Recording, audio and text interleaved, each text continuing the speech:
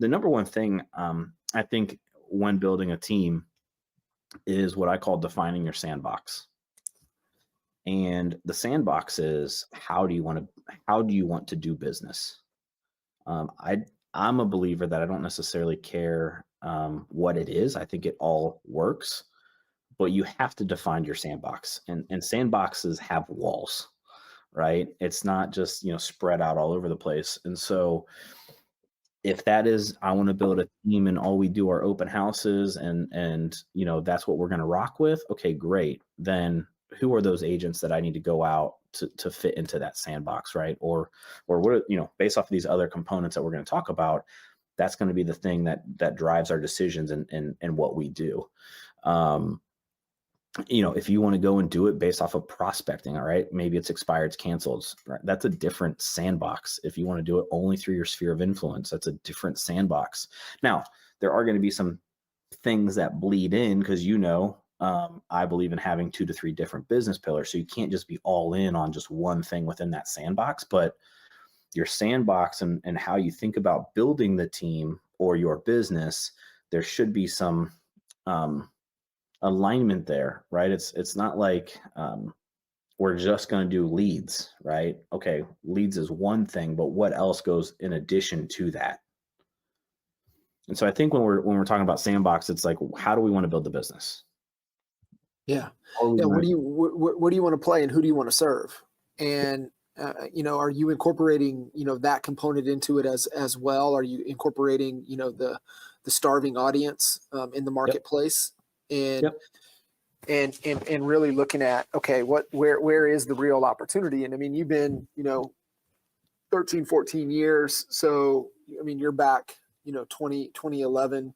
It's a weird, run 2011, 2012 time frame, kind of running through there. I mean, especially where you're at. And I mean, you're in a market that's just on fire, right? And continuing to grow and catch fire.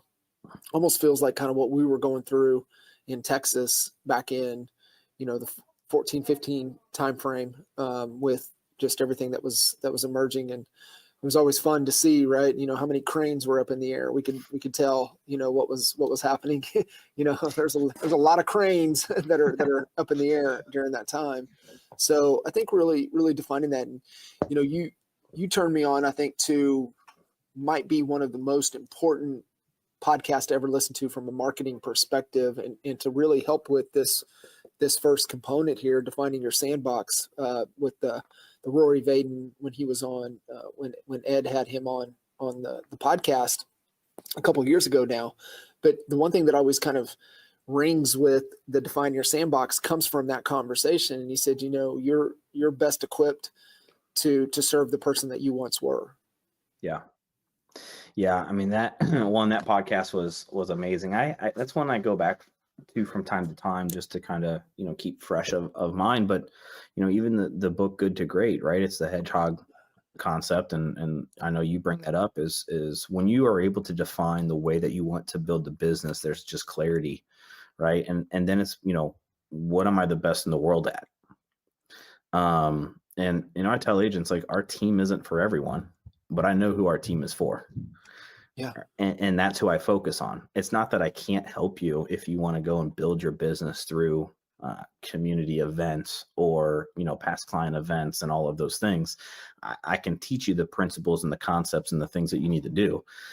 But from a team standpoint, that's not our ideal agent. That's not what we are the best in the world at, right? And I think that's where a lot of agents and team leaders get caught of, they're trying to fit round pegs and square holes. And it just doesn't always work like that. Right. And I had a conversation with one of my coaching clients yesterday. He's like, I'm trying to get so-and-so to do X, Y, and Z. And I'm trying to get this other person to do. I'm like, you're putting them in positions that they don't want to be in.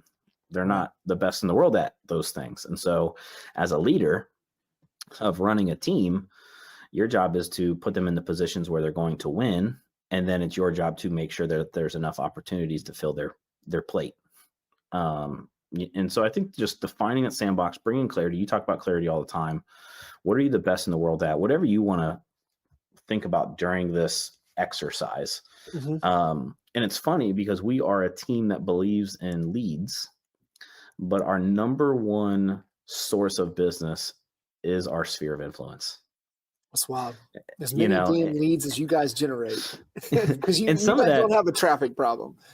and some of that is just because of, the nature of how many agents we have and, Yeah. that kind of stuff that comes in. But I think sometimes, right, when you're thinking about those 2 to 3 business pillars, just make sure that they're in alignment of how you want to build your team.